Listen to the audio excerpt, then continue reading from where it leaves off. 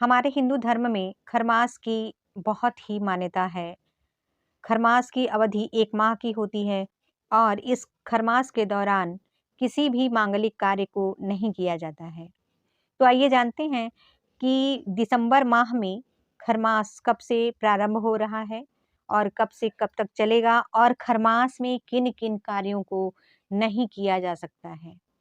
तो यह जो खरमास है यह 16 दिसंबर 2023 को प्रारंभ हो रहा है और शास्त्रों में ऐसा बतलाया गया है कि खरमास के दौरान विवाह, सगाई और कोई भी शुभ अनुष्ठान और कोई भी समारोह नहीं किया जाता है।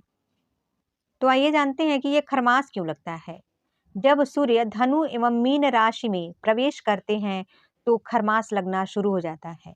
यह खरमास साल के अंतिम महीने अर्थात दिसंबर में शुरू होता है और जनवरी के मध्य तक रहता है। ऐसे में आइए जानते हैं कि खरमास में क्या-क्या नहीं करना चाहिए। तो यह जो साल का आखिरी खरमास है, यह 16 दिसंबर 2023 से शुरू हो रहा है।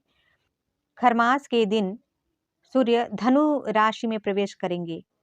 इस खरमास का समापन 15 जनवरी 2024 को मकर संक्रांति के दिन होगा। मकर संक्रांति पर सूर्य मकर राशि में प्रवेश करते हैं और उस दिन खरमास समाप्त हो जाता है। अब आइए जानते हैं कि खरमास में क्या-क्या नहीं करना चाहिए। धनु संक्रांति से लेकर मकर संक्रांति से पूर्व तक सूर्य धीमी गति से चलता है और इस समय में बृहस्पति ग्रह का प्रभाव भी कम होता है। ऐसे में कोई भी शुभ कार्य और मांगलिक कार्य नहीं करना चाहिए क्योंकि ऐसा करने से उसका फल नहीं प्राप्त होता है। इस दौरान विवाह और पुत्रवधू की विदाई, सगाई, लग्न इत्यादि का काम नहीं करना चाहिए। ये जो खरमास की अवधि होती है, यह अशुभ मानी जाती है। खरमास में विवाह संबंधी कार्य करने पर दाम्पत्य जीवन पर बुरा असर पड़ता है, बुरा प्रभाव पड़ता है। खरमास की अवधि में गृह प्रवेश भी नहीं करना चाहिए।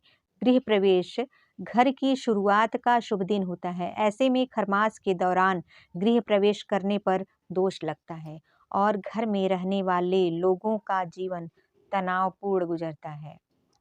जिस प्रकार खरमास में हम शुभ कार्य नहीं करते हैं, उसी प्रकार यदि हमें कोई नया बिज़नेस शुरू करना है, तो बिज़नेस से जुड़े व्यापार भी हमारे जीवन में महत्वपूर्ण होता है। इसलिए यदि हमें किसी नए बिज़नेस का शुरुआत करना है, नया बिज़नेस करना है, तो उसकी शुरुआत हम खरमास में ना करें। किसी भी बिज़नेस का शुरुआत यदि हमें करना है, तो कोई भी शुभ मुहूर्त देख कर के उसका उद्घाटन करना चाहिए, उसका शुरुआत करना चाहिए, ताकि हमारे जीवन में दिनों-दिन उन्नति आए, कार्य में सफलता मिले। चूँकि खरमास को अशुभ माना गया है, इसलिए खरमास के दौरान कोई भी नया काम शुरू नहीं करना चाहिए।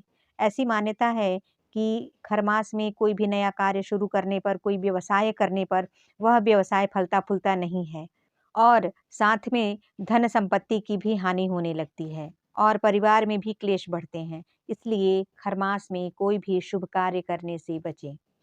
तो आइए अब जानते हैं कि खरमास में क्या-क्या करना चाहिए। अभी तो जाने हैं कि खरमास में क्या नहीं करना चाहिए, अब जानते हैं कि खरमास में क्या करना चाहिए।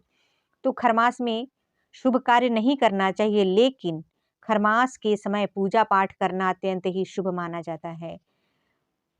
खरमास के देवता विष्णु भगवान को माना जाता है और ऐसी मान्यता है कि इस समय सत्यनारायण की कथा करने से परिवार में खुशहाली आती है और परिवार उन्नति की ओर बढ़ने लगता है, दिनों-दिन प्रगति करता है और तरक्की के रास्ते भी खरमास में पूजा-पाठ करने से खुल जाते हैं।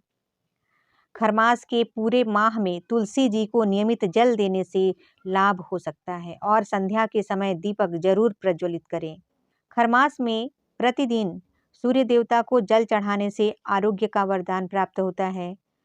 सेहत पर यदि बुरा असर पड़ रहा हो, तो सूर्य को अर्घ्य देने से आपका स्वास्थ्य अच्छा होने लगता है और इसके साथ ही बृहस्पति जी के मंत्रों का भी जाप करना चाहिए।